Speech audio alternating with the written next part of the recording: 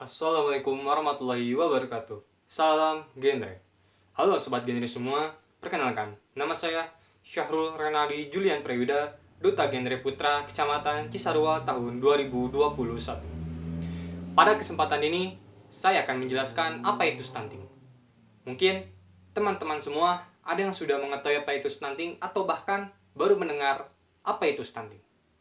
Jadi, stunting adalah salah satu permasalahan gizi yang sangat kronis, yang diakibatkan karena malnutrisi atau asupan gizi yang tidak sesuai dalam jangka waktu yang sangat panjang. Anak mengalami stunting saat 1000 hari pertama kehidupan mereka, atau saat usia mereka 0 bulan hingga 24 bulan. Stunting adalah salah satu permasalahan gizi yang sangat serius di Indonesia, sehingga stunting masuk ke dalam golongan salah satu permasalahan gizi yang belum terselesaikan dan juga permasalahan gizi yang sangat mengancam kesehatan masyarakat. Tahun 2018, berdasarkan Global Nutrition Report, prevalensi stunting di Indonesia menduduki peringkat ke-108 dari 132 negara. Sedangkan di kawasan Asia Tenggara, prevalensi stunting Indonesia menduduki peringkat kedua setelah negara Kamboja. Hal inilah yang menyebabkan pemerintah sangat fokus dan menyoroti permasalahan stunting ini. Menurut Kementerian Kesehatan Republik Indonesia, prevalensi stunting di Indonesia pada tahun 2020 mencapai 24,1%. Kasus ini tentunya mengalami penurunan dibandingkan pada tahun 2019. Pada tahun itu, prevalensi stunting mencapai 27,7%. Oleh karena itu, pemerintah membuat target pada tahun 2024, prevalensi stunting di Indonesia harus menjadi 14%. Lantas, apa saja ciri anak yang mengalami stunting? Salah satunya yang umum adalah tinggi badan mereka lebih pendek dibandingkan teman-teman seusianya. Yang kedua, wajah mereka terlihat lebih muda dibandingkan teman seusianya. Yang ketiga, motorik dan kognitif mereka lebih rendah dibandingkan teman seusianya.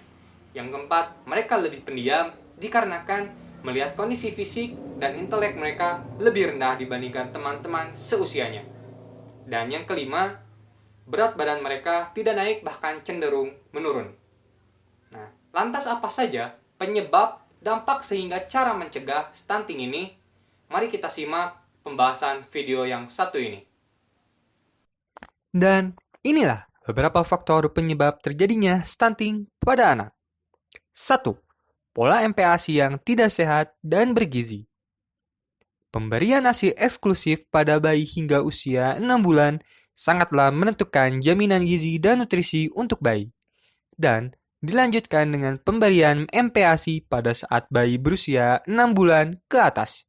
Jika ibu tidak memperhatikan gizi dan nutrisi, bahkan tidak memberikan ASI eksklusif sama sekali, inilah yang dapat menyebabkan si bayi mengalami stunting.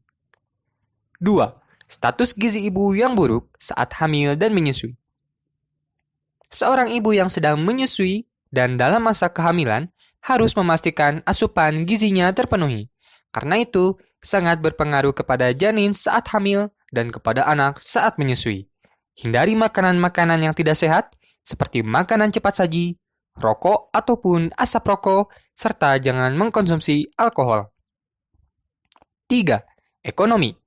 Mengapa ekonomi menjadi salah satu faktor penyebab terjadinya stunting? Dikarenakan ekonomi yang rendah menjadi akibat kemiskinan dalam berkeluarga. Orang tua bisa mempraktikkan pola hidup dan pengasuhan yang tidak sehat pada anak, seperti makanan yang tak teratur dan pemberian makanan yang tidak memenuhi kebutuhan gizi. 4.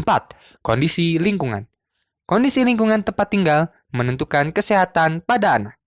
Jika keadaan lingkungan yang tidak sehat, seperti udara berpolusi, air kotor, sanitasi tidak ada, bahkan keadaan makanan dan lingkungan yang tidak higienis, bisa menyebabkan anak mudah terkena penyakit karena kondisi anak yang sangat rentan sekali. 5. Kurangnya pemberdayaan perempuan. Pemberdayaan perempuan sangatlah penting untuk memberikan edukasi dan pemahaman kepada para ibu, bahkan calon ibu untuk menjaga kesehatan diri dan anaknya. Lantas, apa saja dampak bagi anak yang mengalami stunting?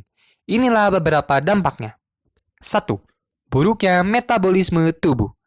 Metabolisme yang buruk dapat mengakibatkan terhambatnya pertumbuhan fisik anak, sehingga membuat anak terlihat lebih muda dan pendek dari anak umumnya. 2. Gangguan kognitif. Stunting dapat mengganggu perkembangan otak anak. Anak dengan kondisi stunting memiliki kemampuan kognitif dan motorik lebih buruk dari lingkungannya. Dampak stunting sering dihubungkan dengan kecerdasan yang lebih rendah pada usianya. Terlihat dengan jelas bahwa stunting tidak semata mempengaruhi tampilan fisik, melainkan juga aspek intelektual sang anak. 3. Kesulitan belajar. Selain gangguan kognitif karena terhambatnya perkembangan otak anak, stunting juga berdampak pada konsentrasi yang membuat anak lebih sulit untuk belajar. 4. Rentan mengalami penyakit. Anak yang mengalami stunting akan lebih rentan mengalami penyakit yang diakibatkan buruknya imunitas tubuh anak. 5. Berdampak pada kesuksesan di kemudian hari. Dengan dampak permasalahan sebelumnya, hal itu bisa membuat anak merasa minder dan tidak bisa bersaing di dunia luar kelak, yang tentunya dapat mengakibatkan penundaan kesuksesan di masa nanti. Inilah cara mencegah terjadinya stunting pada anak. 1. Pemberian ASI eksklusif hingga 2 tahun. Praktik menyusui yang optimal adalah kunci untuk memastikan anak memiliki tumbuh kembang normal dan sehat. Pemberian ASI eksklusif selama 6 bulan akan memberikan nutrisi dan gizi pada anak.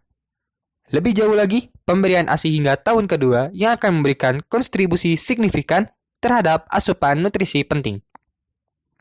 2. Memberi makanan bergizi dan variatif bagi anak.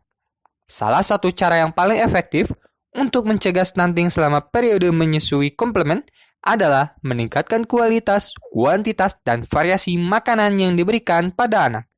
Studi membuktikan pemberian makanan yang bergizi akan memberikan pertumbuhan anak dengan maksimal. 3. Memelihara kebiasaan sehat di rumah. Memelihara kebiasaan yang sehat di rumah, seperti mencuci tangan dengan sabun antiseptik, makan dengan teratur dan tidak berlebihan, serta menjaga kebersihan lingkungan tempat tinggal adalah hal yang penting untuk mencegah stunting. 4. Perhatikan kondisi kehamilan dengan lebih baik. Bagi ibu hamil, dianjurkan untuk melakukan pemeriksaan kehamilan dengan jadwal yang rutin dan juga teratur. Dengan demikian, kondisi kehamilan akan terperhatikan dengan baik, serta tahu kualitas diri dan janin yang akan menjadi buah hatinya kelak. 5. Imunisasi. Imunisasi bertujuan untuk melindungi anak terhadap penyakit tertentu yang dapat dicegah dengan pemberian imunisasi, sehingga angka kejadian penyakit tersebut dapat dikurangi dan diharapkan dapat membasmi penyakit tersebut secara menyeluruh, serta meningkatkan kualitas imun anak. Jika ibu tidak memperhatikan jadwal imunisasi anak, maka ibu sudah memposisikan anaknya di zona penyakit. Nah, itulah video singkat penjelasan tentang stunting. Oleh karena itu, kita selaku remaja yang sehat dan kuat harus mencegah stunting bersama-sama. Karena permasalahan stunting bukan hanya untuk orang tua atau pasangan yang sudah menikah saja, namun kita pun selaku remaja harus ikut serta untuk mencegahnya. Mengapa demikian? Karena bagaimanapun suatu saat nanti kita akan menjadi orang tua dan juga memiliki keturunan. Oleh karena itu, kita harus mengubah kebiasaan buruk kita menjadi lebih sehat lagi dan melakukan pola hidup yang baik. Dengan salah satu program yang dinamakan dengan Ranting atau Remaja Mencegah Stunting. Apa maksudnya? Jadi, program ini adalah mengajak kita selaku remaja untuk mengubah kebiasaan buruk menjadi lebih baik lagi dan melakukan kebiasaan-kebiasaan yang sehat dan baik. Di antaranya, melakukan pola hidup sehat dengan makanan-makanan yang bergizi dan menjauhi makanan yang tak bernutrisi. Kedua, lebih mengedukasi diri atau menambah wawasan tentang stunting dan bagaimana cara mencegahnya. Ketiga, rajin memeriksakan diri ke pusat pelayanan kesehatan ketika ada yang kita rasakan ada masalah di tubuh kita. Dan yang keempat, melepaskan kebiasaan buruk yang kita tiru dari orang tua kita untuk diri kita sendiri dan juga anak kita nanti. Sekian penjelasan dari saya. Terima kasih. Wassalamualaikum warahmatullahi wabarakatuh. Salam genre.